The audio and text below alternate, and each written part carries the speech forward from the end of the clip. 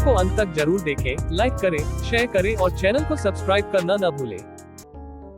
क्या आप जानते हैं, जब डॉक्टर आम्बेडकर भारत के श्रम मंत्री बने, तब भी उनके साथ जाति के आधार पर भेदभाव हुआ। आखिर ऐसा क्या हुआ था, जानिए इस वीडियो में। 20 श्रम मंत्री, दलित समुदाय शूद्र स्थान पर सड़ता रहे।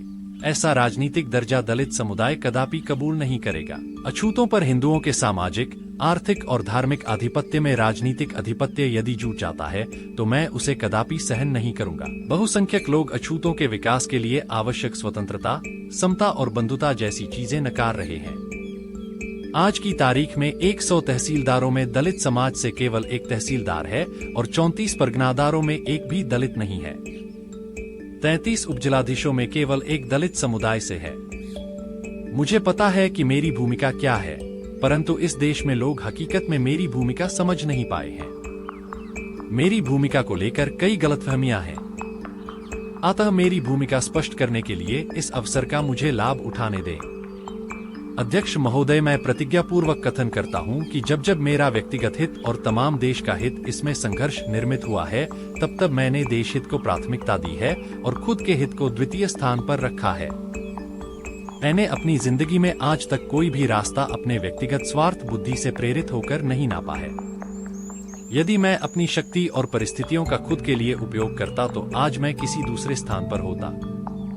जब जब देश की मांगों का सवाल आया तब तब मैं अन्यों से रत्ती भर भी पीछे कभी नहीं रहा। गोलमेज सम्मेलन के मेरे तत्कालीन सहयोगी मेरे इस कथन की पुष्टि करेंगे, इसका मुझे यकीन है। गोलमेज सम्मेलन में ब्रिटिश कूटनीतिज्ञ तो मेरी भूमिका को लेकर काफी उलझन में थे। उनके मुताबिक गोलमेज सम्मेलन में गैर जरूरी मुद्दे उठाने वाला मैं ही एक भयंकर व्यक्ति था। लेकिन मैं भारतवासियों के दिलों में किसी तरह की आशंका के लिए गुंजाइश नहीं रखूंगा। मैं दूसरी एक ऐसी निष्ठा से बंध गया हूं कि मैं उस निष्ठा से कभी भी दूरी या अलगाव नहीं चाहता। वह निष्ठा यानी मेरा अछूत समुदाय है। जिस समुदाय में मेरा जन्म हुआ है, मैं उन्हीं का हूं। मेरी देह में जब तक प्राण है तब तक मैं उनसे कभी जुदा नहीं हो सकता। अतः इस सदन को मैं दृढ़ निश्चय पूर्वक बताना चाहता हूं कि जब कभी अछूतों का हित और देश का हित इसके बीच संघर्ष निर्मित होगा, तब जहां तक मेरा सवाल है, मैं स्पष्ट कर दूं कि मैं अछूतों के हित को ही प्राथमिकता दूंगा। उत्पीड़न करने वाली जो बहुसंख्यक जमात है, जो देश की दुहाई देकर बोल रहे हो, फिर भी मैं उनका समर्थन नहीं करूंगा।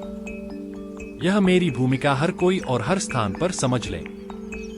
देश का हित प्राथमिक है या मेरा हित, यह सवाल आता है तो मैं पहले देश हित को वरीयता दूंगा। उसी तरह जब मेरे समाज का हित प्राथमिक या देश का हित प्राथमिक ऐसा सवाल उत्पन्न होगा, तब मैं अछूत समुदाय के हित में खड़ा रहूंगा। कल से मैं अपने नए ऑफिस की जिम्मेदारी स्वीकारने वाला हूं। अतः मैंने अपने विगत 20 सालों के दलितों के मुखत्यार पद का लेखा जोखा आपके सामने रखा है। मुस्लिम और अछूत यद्यपि अल्पसंख्यक माने जाते हैं, फिर भी उनकी परिस्थितियों में बड़ा मजबूत अंतर है। इसे स्पष्ट करना जरूरी ही है। अछूत समुदाय की तुलना में मुस्लिम समुदाय अत्यंत धनिक है। मुस्लिम समुदाय ब्रिटिशों के भारत आने तक इस देश का शासक था। इस तरह उनका दर्जा श्रेष्ठ है।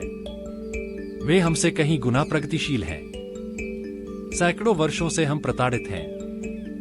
हमारा शोषण है। हमारी स्थिति बेहद आर्थिक दरिद्रता की है।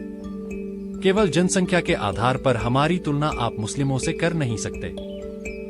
हमें पूरी तरह से शुरुआत से खुद के प्रयासों पर ही निर्भर रहकर कार्य करना होगा। हमें हमारे समुदाय का उद्धार करना ही है। इस नई नियुक्ति के चलते मुझे अपनी जिम्मेदारी दूसरों के कंधों पर सौंपनी पड़ रही है। अधिकार को लेकर मुझे बिल्कुल रुचि नहीं है। मैं अच्छा खासा ठीक ठाक था। फिलहाल मुझे ऐसा नहीं लगता है कि डॉक्टर आम्बेडकर और मान्यवर आम्बेडकर में कुछ अंतर है। मेरी नियुक्ति से अधिक मुझे महत्वपूर्ण यह लगता है कि गवर्नर जनरल के एग्जीक्यूटिव काउंसिल पर दलित समुदाय के प्रतिनिधि के लिए सीट रखी ही जानी चाहिए। इस तरह की परंपरा अब रूढ़ हुई है। ब्राह्मणशाही पर यह जानलेवा प्रहार है। मेरी नियुक्ति का यह महत्व है। इस तरह की परंपरा का रूढ़ होना ब्राह्मणशाही बिल्कुल नहीं चाहेगी। मुझे लगता है यह अछूतों की बड़ी विजय है। ऐसे कई लोग हैं कि जिनकी मेरे संबंध में अच्छी राय नहीं है। किताबें पढ़ने में समय बिताकर एकांत में जीवन जीना मेरा स्वभाव है। मेरे इस स्वभाव को लेकर कितनों को ऐसा लगता है कि यह इस बात का सबूत है कि मैं लोगों के साथ अच्छा व्यवहार न करके उन लोगों से किनारा करता हूँ। मैं आपसे यकीन के साथ कहता हूँ कि किसी का भी किसी भी तरह से अपमान करूं, ऐसी मेरी कतई इच्छा नहीं रहती है। मेरा समय काफी सीमित है और इसमें मुझे काफी चीजें करनी है। ऊपर से मेरे सहयोग के लिए कोई नहीं है। अधिकांश हिंदू मेरी ओर दुश्मनी के भाव से देखते हैं। उनकी शिकायत है कि मैं उनकी भावनाओं को ठेस पहुंचाने वाली बातें करता हूं। मेरा हृदय अत्यंत कोमल है, लेकिन मुझे पता है कि ब्राह्मणों में भी मेरे कई सारे मित्र हैं। तथापि कोमल हृदय के व्यक्ति को भी चाहिए कि सत्य कथन करें। जब मुझे दिखाई दे रहा है कि मेरे अत्यंत प्रिय रिश्तेदार लोगों को कुत्तों से भी बदतर व्यवहार का सामना करना पड़ रहा है और उनकी तरक्की के तमाम रास्ते बंद कर दिए गए हैं, तब मैं हिंदुओं से दयालु भाव से व्यवहार करूं, ऐसी अपेक्षा हिंदू कैसे कर सकते हैं? मौजूदा हिंदू पीढ़ी द्वारा इस बारे में अब तक कोई रचनात्मक कदम नहीं उठाया गया है, यह मुझे पता है।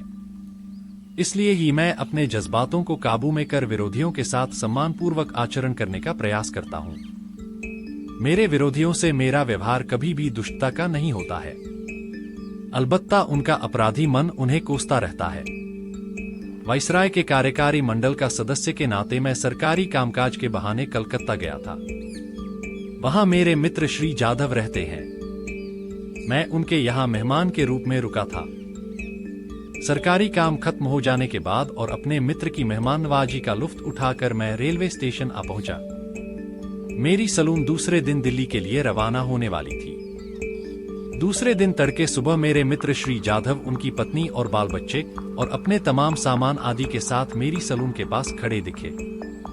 मुझे बड़ा आश्चर्य हुआ, क्योंकि इसके एक रात पहले ही मैंने उनकी मेहमाननवाजी का लुत्फ उठाया था और मुझे विदा करने के लिए यह परिवार तड़के सुबह क्यों आया? इस सवाल का मुझे कोई खुलासा नहीं हो रहा था। तब जाधव बता रहे थे कि हमारे घर के नौकरों ने बगावत की है। उन्होंने कहा है आंबेडकर भंगी हैं, यह हमें पता था। वे आपके घर में रुके, खाए पिए, अतः आप उन्हीं की जाति के भंगी हैं, इसका हमें अब यकीन हो रहा है। इससे हमारी जाति भ्रष्ट हुई, हमारा धर्म भ्रष्ट हुआ। अतः यह लोग अब हमें मोहल्ले में रहने देंगे या नहीं, इसकी मुझे आशंका है। इसलिए मैंने घर पर ताला लगाकर परिवार को सीधे बंबई भेजने का फैसला किया है। यह घटना मेरे साथ 2 सालों पूर्व घटित हुई थी। अतः आप हिंदुओं के मन हमें लेकर कितने शुद्ध हैं, इसका मुझे अंदाजा आ गया है। आजकल आप हम लोगों को महार या भंगी कहने के स्थान पर हरिजन कह रहे हैं, मात्र यही बदलाव हुआ है।